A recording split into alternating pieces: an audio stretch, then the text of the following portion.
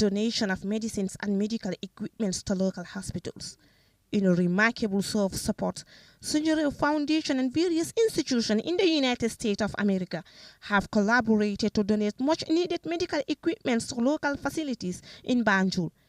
Momodu Lamin Ba noted that the donated equipments have already begun to make a measurable difference, with reports indicating an increased diagnostic accuracy and patient care efficiency. When we met last year again, we requested from the team that please do not only concentrate on the patient and delivery to the patient, but also have your eyes open. Look at what we have, look at the environment, look at the equipment, look at the infrastructure. Give us advice, give us recommendation, and how do we get support also to address any gaps or constraints in those areas. I think this year's mission has at least got a step, in that direction, because this year's mission includes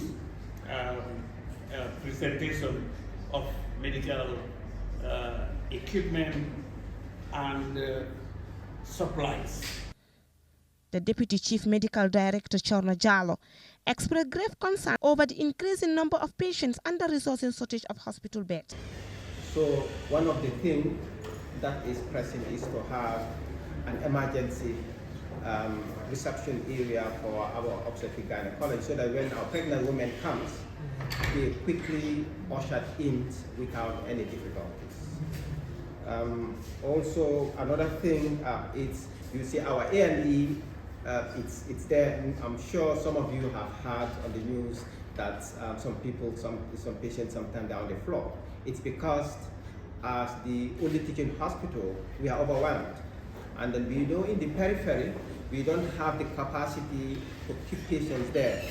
So the inflow of patients to our hospital is huge. And then it's difficult to organize or do a proper organization. In that it's difficult to know the number of patients you will receive day to day on average, because everybody is sending. So now our A&E, so we trying to have a hold up like A&E annex, if we can have a support in that. During the event, Jallo highlighted that the surge in patient admissions outpaced the capacity of local hospitals, leading to a critical shortage of beds for those in need.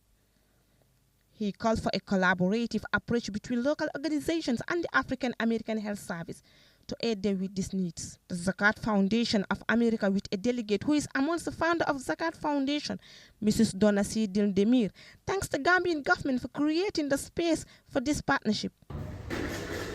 I do hope that as we go forward, all of us can continue to collaborate. We have our nurses and our doctors from the States, that we will be able to come back, and we will be able to come back in greater numbers. And we will help Miss Victoria and her mother's dream continue to grow and thrive. So I just want to say thank you. Thank you for having us. Thank you for not giving up. Thank you for welcoming us home. It means a lot. It really means a lot. I'm sure I speak for every one of us African Americans sitting here at the table, that it does mean a lot to us. And again, I'm just so happy, and I'm so proud to be here, and I'm so proud of what you guys do, what you have to contend with. I want to tell something. The few here that know me well know I have a pretty wicked sense of humor. So I want to tell something that was really a little bit amazing to me. In her final remarks, she stated she didn't have much to say but to thank the Gambian government for such support. She promised that they will keep up the momentum by providing more needs to these facilities in terms of easing healthcare service for the people.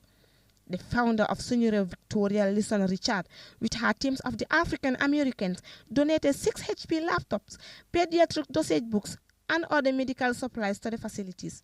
Reporting for Musa Molos TV, I am Binta Esba.